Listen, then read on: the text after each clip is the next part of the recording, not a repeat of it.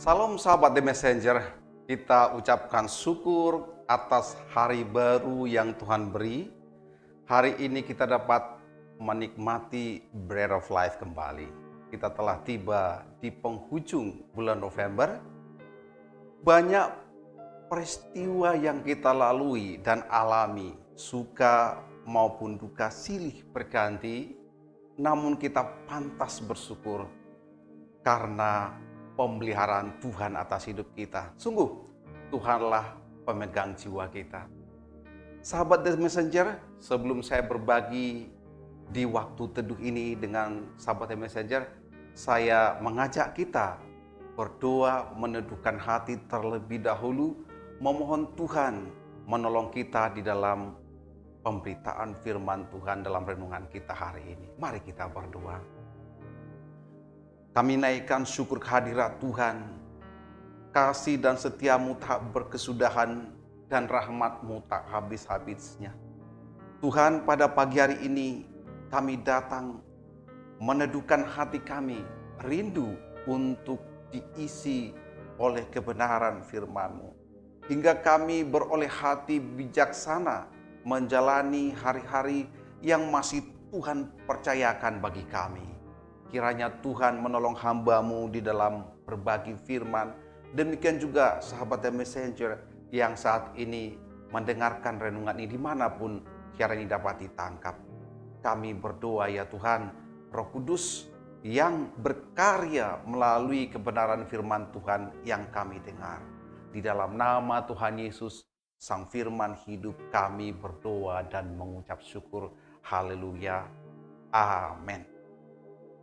Sahabat The Messenger, yang besar atau beranjak dewasa di era 1970-an, saya kira pernah mendengar tentang sebuah grup band bernama Boney M. Ya, tentu bukan grup band rohani. Namun yang menarik dari grup band ini adalah mereka hits dengan lagu mereka yang berjudul Rivers of Babylon. Rivers Babylon menjadi hits di penghujung 1978. Saya waktu itu masih sangat kanak-kanak, tapi nada itu walaupun saya tidak bisa berbahasa Inggris, sudah menikmati. Kira-kira begini syairnya. By the rivers of Babylon, there we sat down, yeah we weep when we remember Zion. By the river of Babylon, kira-kira gitu ya. There we sat down, yeah we wept when the river remembers Zion, kira-kira begitu. There the wicked carry us away in the captivity. Required from us a song. Now how shall we sing the Lord's song in the strange land, di tanah asing, kira-kira begitu. Sahabat The Messenger, Boney M yang bergenre disco ini sebenarnya sudah bubar tahun 1986. Jadi usia band ini dengan seorang laki-laki dan personelnya dan ada beberapa perempuan, mereka telah bubar 1986. Namun yang menarik bagi saya bukan tentang sejarah atau sepak terjang di belantika musiknya, tetapi yang menarik bagi saya dari lirik Rivers of Babylon adalah bahwa lirik ini mereka gubah berdasarkan Mazmur 137 ayat 1 hingga 4. Mazmur 137 ayat 1 hingga 4. Saya akan membacakan bagi kita Mazmur ini dengan judul di tepi sungai-sungai Babel. Demikian firman Tuhan. Di tepi sungai-sungai Babel, di sanalah kita duduk sambil menangis apabila kita mengingat Sion. Pada pohon-pohon gandarusa di tempat itu kita menggantungkan kecapi kita. Sebab di sanalah orang-orang yang menawan kita meminta kepada kita memperdengarkan nyanyian, dan orang-orang yang menyiksa kita meminta kita menyanyikan nyanyian sukacita. Nyanyikanlah bagi kami nyanyian dari Sion.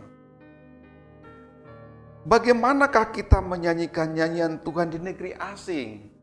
Nah, persis apa yang dinyanyikan oleh Bonnie M tadi, persis liriknya sama, tidak ada yang mereka ubah tentunya.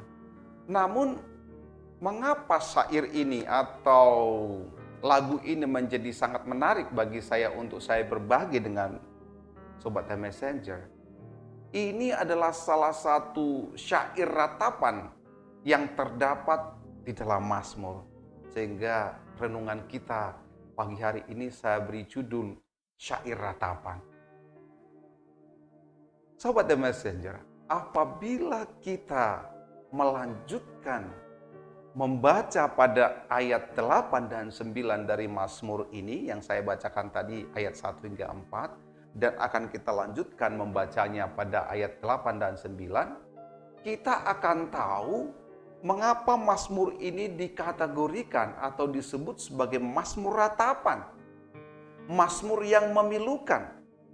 Dengan membaca ayat 8 dan 9 kita akan tahu latar belakang dari Mazmur ini. Kembali akan saya bacakan Mazmur 137 ayat 8 dan 9. Hai putri Babel yang suka melakukan kekerasan, berbahagialah orang yang membalas kepadamu perbuatan-perbuatan yang kau lakukan kepada kami. Berbahagialah orang yang menangkap dan memecahkan anak-anakmu pada bukit batu. Sahabat The Messenger, kok kita lihat ada semacam keinginan doa untuk membalaskan dendam dari bunyi Mazmur ini? Ya, bukan sepertinya, tapi itulah sesungguhnya yang terjadi. Bahwa orang Babel atau juga disebut orang Kasdim di bawah kepemimpinan Nebukadnezar, mereka mengepung kota Yerusalem dan merebut dan menghancurkan tembok-tembok kota Yerusalem, menghancurkan bait suci yang ada di sana pada tahun 586 sebelum Masehi. Mereka orang-orang Babel, tentara Babel yang sangat kejam ini, menarik, merampas bayi-bayi dari gendongan para ibu mereka, dari orang tua mereka. Kemudian bayi-bayi tersebut oleh pasukan Nebukadnezar yang kejam itu, mereka akan memegang kaki bayi-bayi itu. Bisa membayangkan tentara yang kekar, yang berotot, memegang kaki bayi yang masih kecil di bawah usia 2 tahun misalnya. Dan apa yang terjadi selanjutnya? Dengan kekejaman yang sangat sadis, mereka menghantamkan, membenturkan kepala bayi ini ke tembok-tembok batu, tembok Yerusalem yang sudah runtuh itu. Dibanting. Dan tanpa saya lanjutkan pun ceritanya, sahabat The Messenger tentu sudah tahu, dapat membayangkan apa yang terjadi pada bayi-bayi malang tersebut. Bahkan menurut penelitian, kekejaman orang Babilonia ini juga acap kali mengambil pedang mereka. Dan apabila menemukan ibu yang sedang hamil, mereka tak sungkan-sungkan untuk membelah perut perempuan itu dan menteror masyarakat dengan menunjukkan orok yang mereka belah dari perut perempuan Israel. Sangat kejam. Kita dapat merasakan betapa perihnya hati para orang tua, khususnya para ibu-ibu yang menyaksikan anak-anak mereka dibantai di depan mata mereka. Inilah yang saya sebutkan syair ratapan. Bagaimana mereka mengingat kembali akan kota Yerusalem yang ditaklukkan dan dibongkar temboknya, dibakar sedemikian rupa, penduduknya diaspora yang tidak mereka anggap tidak berguna dibunuh dengan sangat sadis. Dan saat ini di tepi sungai-sungai Babel, mereka yang yang sempat melarikan diri tadi, di antaranya adalah penyanyi-penyanyi di bait suci, sempat membawa kecapinya sambil berlari, walaupun mereka sudah dalam penawanan diaspora, mereka masih mengingat untuk menaikkan pujian kepada Tuhan. Dan saat ini mereka disuruh oleh orang-orang Babilonia untuk menyanyikan lagu tentang Tuhan, lagu sukacita di masa-masa penahanan, di masa-masa kesukaran. Saya kira adalah sangat sulit menyanyikan dengan sukacita, sorakan haleluya di saat keadaan sangat sukar. Sahabat Messenger, jika kita melihat ke belakang dari sejarah bangsa pilihan Tuhan ini, bangsa Israel yang dipilih oleh Tuhan ini, ternyata pembantaian terhadap anak-anak sering berulang atas bangsa Israel. Dapat kita hitung atau coba kita lihat antara lain ketika atau menjelang kelahiran Musa contohnya. Firaun Mesir memerintahkan untuk membunuh bayi-bayi laki-laki Israel karena Firaun melihat ada sebuah ancaman bagi Mesir di mana populasi Israel berkembang begitu pesat. Mereka menjadi takut sehingga para bidan disuruh membunuh bayi-bayi laki-laki. Dan pada saat itulah, pada saat krisis itulah Musa lahir dan dipersiapkan oleh Tuhan untuk menjadi pemimpin. Itu sebabnya ada beberapa para motivator mengatakan bahwa pemimpin itu acap kali atau sering lahir di tengah-tengah krisis. Kemudian kalau kita lihat misalnya pasca kelahiran Kristus, ketika orang Majus yang dipesan oleh Herodes untuk datang kembali ke Yerusalem memberitahu di mana bayi yang sedang lahir itu, Raja Israel itu. Dan ternyata malaikat memperingatkan para Majus ini untuk tidak kembali ke Yerusalem tapi langsung pulang ke negerinya. Herodes begitu murka. Dia merasa ditipu. Dia merasa terancam kedudukannya. Akan berita bahwa ada bayi calon raja atas Israel. Dia merasa terasa terintimidasi, merasa akan ada kudeta atas kedudukannya. Sehingga dia memerintahkan tentaranya untuk membunuh semua bayi berusia 2 tahun ke bawah di seluruh Israel.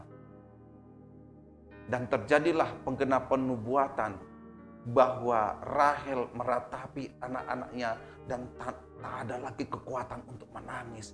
Bagaimana bayi-bayi di Bethlehem Efrata dan sekitar Yerusalem dibantai. Namun Yesus telah dibawa kabur ke Mesir oleh Yusuf dan Maria dengan pimpinan Roh Tuhan. Bahkan sejarah dunia pun mencatat ada beberapa kali rencana genosida atau genocide atas Israel. Kalau kita baca di kitab Esther misalnya, di kitab Esther, kita melihat pemimpin Persia bernama Ahasuerus dengan pejabatnya yang terkenal Haman mendapat mandat atau mendapat wewenang untuk membasmi atau menggenosida orang Israel yang ada di negeri Babel. Namun Tuhan melindungi dengan kebijaksanaan dari Esther. Sehingga lahirlah peristiwa atau perayaan Purim di mana orang Israel merayakan kemerdekaan, mereka tidak jadi di genosida. Kita tahu juga sejarahnya bahwa Romawi di bawah komando Jenderal Titus tahun 70 Masehi, seperti yang telah dinubuatkan oleh Tuhan Yesus bahwa satu batu pun di atas batu yang lain di kota Yerusalem atau di bait suci akan rata dengan tanah. Itu tergenapi tahun 70. Jenderal Titus, jenderalnya Kaisar Romawi, menghancurkan Yerusalem dan terjadi kembali diaspora dan pembunuhan besar-besaran atas bangsa Israel. Dan yang terbaru, baru 1 abad yang lampau, abad 20 yang lampau, Hitler, sang pemimpin Nazi di Jerman, juga merencanakan genosida atas bangsa Semitik khususnya Israel di Eropa. Sahabat The Messenger, tentu Tuhan melihat kekejaman yang menimpa Israel ini. Dan pada umumnya, kesukaran, aniaya, persekusi yang dialami oleh bangsa Israel ini selalu dikaitkan dengan dosa ketidaksetiaan mereka kepada Yahweh dan juga dosa pemberontakan, dosa ketidaksetiaan mereka dalam hal penyembahan kepada ilah-ilah lain, sehingga Tuhan mengizinkan bangsa-bangsa lain menjalankan penghukuman atas Israel umat kesayangannya dengan tujuan agar Israel berbalik dari jalan-jalan yang jahat dan bertobat. Tuhan tidak pernah merancangkan kepunahan bangsa ini. Dia sangat mengasihi Israel. Oleh karenanya, dia mendisiplin mereka dengan begitu keras. Sama seperti anak-anak kita, kalau kita mencintai, menyayangi mereka, tidak akan kita manjakan, tetapi akan kita rotan, kata penulis Amsal. Kita akan disiplin, bukan menghendaki kematiannya, tapi untuk memiliki kehidupan yang takut akan Tuhan. Sahabat The Messenger, kesalahan seseorang tidak diperhitungkan oleh Tuhan hingga orang tersebut menolak hukum Allah yang tertulis di dalam hatinya ataupun Alkitab yang tertulis yang kita baca. Artinya bahwa Tuhan adalah Tuhan yang panjang sabar, yang tidak pernah membalaskan kesalahan orang setimpal dengan perbuatannya. Tuhan terus menanti pertobatan setiap orang. Namun ada saatnya, ada titik di mana Tuhan melihat sudah cukup, saya bersabar dan sekarang akan saya jalankan pendisiplinan. Sahabat The Messenger, akan tiba waktunya saat bangsa itu, baik itu bangsa Israel yang saat ini dalam sejarah kerajaan Allah maupun gereja Tuhan yang menjadi Israel rohani, akan tiba waktunya ketika kita menyadari ketidaksetiaan kita kepada Tuhan. Ketika Tuhan kembali memulihkan negeri kita, memulihkan gerejanya, kita memuji Tuhan kembali. Kita dalam persekutuan yang intim kembali dengan Tuhan. Mazmur 30 adalah salah satu contoh mazmur syukur sebagai ganti dari syair ratapan atau mazmur ratapan yang akan saya bacakan. Bagaimana seseorang yang dipulihkan Tuhan menaikkan syukur kepadanya. Mazmur 30 akan saya bacakan, demikian firman Tuhan. Aku akan memuji Engkau ya Tuhan, sebab Engkau telah menarik aku ke atas dan tidak memberi musuh-musuhku bersukacita atas aku. Tuhan Allahku, kepadamu aku berteriak minta tolong dan Engkau telah menyembuhkan aku. Tuhan, Engkau mengangkat aku dari dunia orang mati. Engkau menghidupkan aku di antara mereka yang turun ke liang kubur. Nyanyikanlah mazmur bagi Tuhan, hai orang-orang yang dikasihinya, dan persembahkanlah syukur kepada namanya yang kudus. Sebab sesaat saja ia murka, tetapi seumur hidup ia murah hati. Sepanjang malam ada tangisan, menjelang pagi terdengar sorak-sorai. Dalam kesenanganku aku berkata, aku takkan goyah untuk selama-lamanya. Tuhan, oleh karena Engkau berkenan, Engkau telah menempatkan aku di atas gunung yang kokoh. Ketika Engkau menyembunyikan wajah-Mu, aku memohon, aku terkejut. Kepadamu ya Tuhan aku berseru dan kepada Tuhanku aku memohon. Apakah untungnya kalau darahku tertumpah, kalau aku turun ke dalam lubang kubur? Dengarlah Tuhan dan kasihanilah aku. Tuhan, jadilah penolongku. Ayat 12 ini yang menjadi core dari Mazmur ini. Aku yang meratap telah Kau ubah menjadi orang yang menari-nari. Kain kabungku telah Kau buka, pinggangku Kau ikat dengan sukacita. Ayat 13, supaya jiwaku menyanyikan mazmur bagimu, dan jangan berdiam diri Tuhan Allahku, untuk selama-lamanya aku mau menyanyikan syukur bagimu. Inilah syukur, mazmur, ucapan syukur yang membangkitkan kembali semangat kita untuk memuji Tuhan kala kita dipulihkan dari penghukuman, dari disiplin Tuhan.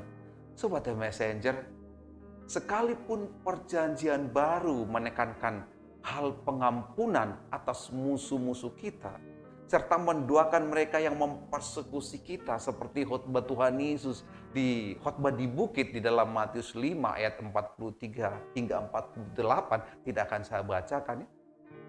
Khotbah yang sangat terkenal.